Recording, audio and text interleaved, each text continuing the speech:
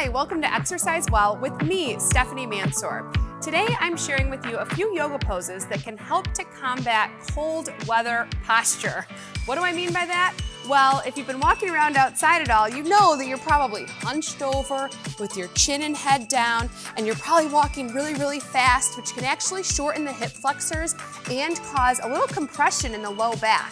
So today we're gonna open up the chest, open up the spine, and also open up the hips. The first move is a bright goddess pose. So for this one, we're gonna open the feet wider than the hips and turn the toes out. Then bring the arms up to a goalpost position. Bend the knees, pulling the navel in towards the spine, and you can really feel a stretch in these hips as well as a strengthening in the quads. From here, we're gonna gently lift up. So we're trying to extend from the belly button all the way up through the chest so that you open up the front of the body and also stretch the spine.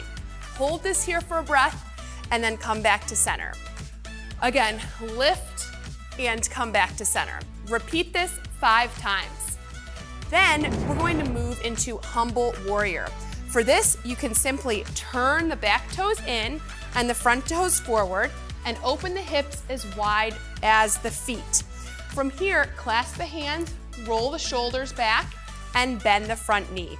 Already we're feeling a stretch in the front hip flexor and in the shoulders and the chest. Now that combats that rounded position that I just demonstrated. So lifting up, take a deep breath in, and then exhale, fold forward on the inside of that bent knee and drop the chin towards the chest. So really try to lift the arms away from the back, press down through that back foot, and lower down as far as you can. Hold this for about 5 breaths, and then slowly come back up and repeat on the other side. Thanks for watching Exercise Well with me, Stephanie Mansour. Have a great day.